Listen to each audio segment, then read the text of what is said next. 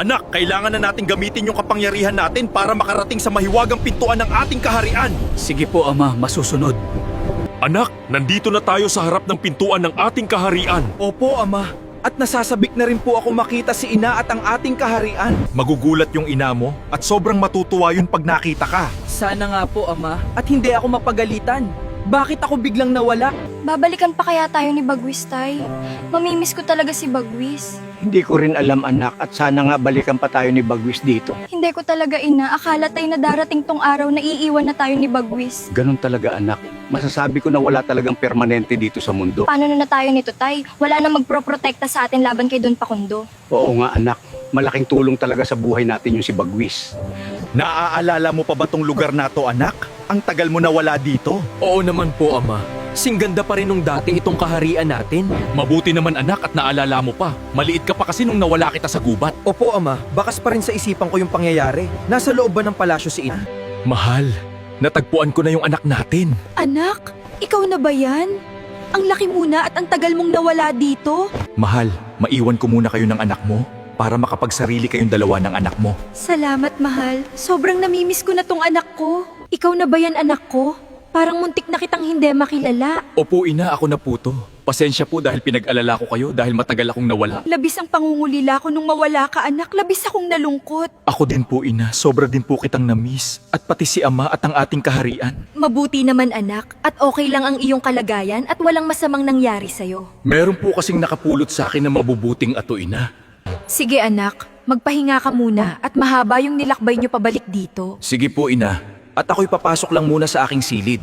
Tay, eto na po yung mga gintong kayamanan na nabawi namin kay Don Pakundo. Dito po namin itinago. Mabuti naman anak at nakuha nyo ni Bagwis ulit yung mga ginto. Ano po gagawin natin dito sa mga ginto? At tiyak hindi titigil si Don Pakundo hanggat hindi niya to nakukuha ulit. Kailangan natin itong maitago ng mabuti anak para hindi niya mahanap. Sige, Tay, ako na po bahalang magtago dito sa mga ginto para hindi makita ni Don Pakundo. Sige anak at bukas pumunta tayo sa bayan para magbenta ng ilang pirasong ginto. Bumimili na rin tayo ng mga gulay at prutas, Tay, at mga karne para po sa konsumo natin. Oo ha? anak, gagawin natin yan. Sasaglit din tayo sa simbahan para makapag-donate ng pera.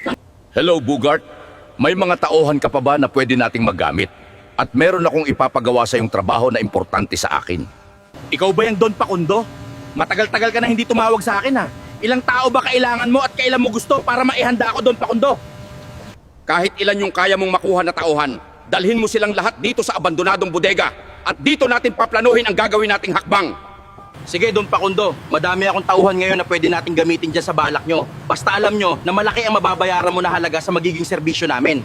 Walang problema sa pera. Ako na bahala. Basta magawa nyo lang ng maayos yung ipapagawa ko sa inyo. At dapat malinis at walang anumang bakas ng ebidensya.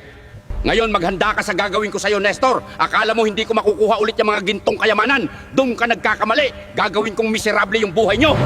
Kumusta na kaya sina Tatay Nestor at Elena? Sana okay lang sila doon at walang anumang panganib ang nagbabadya habang wala ako sa tabi nila. Mukhang matatagalan pa bago ako makabalik doon sa ibaba.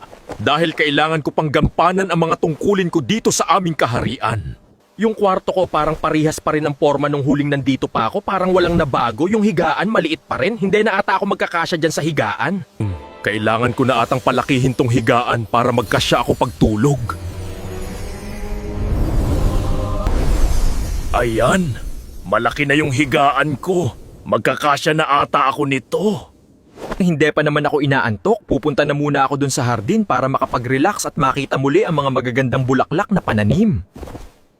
Ama, nandito ka rin pala sa hardin. Akala ko nasa iyong kwarto ka nagpapahinga. Oo anak, dito ako parati tumatambay para makapag-relax. Alala mo na ba anak na magkakaroon ng malaking seremonya bukas? Para saan po yung seremonya, Ama? At bakit po biglaan? Ito ay tungkol sa iyo anak. Pinag-usapan na namin ito ng ina mo kanina. Ano po yung tungkol sa akin, Ama? Ba't may seremonya pa? Ipapasana namin yung katungkulan ng kaharian sa kamay mo anak. At ikaw na ang magiging bagong hari dito. Parang hindi pa po ako handa, Ama. Alalam namin na kaya mo yan anak. Nasa dugo mo. Nanalaytay ang pagiging magaling na hari. Ang panahon ang maghuhubog sa'yo. Pag tinanggap ko po yung tungkulin na yan, Ama, hindi na po ba ako makakabalik sa ibaba doon sa mga kaibigan ko na sina Tatay Nestor at si Elena? Parang ganun na nga ang mangyayari anak. Dahil kailangan kang manatili dito sa kaharian para gampanan ang iyong mga tungkulin.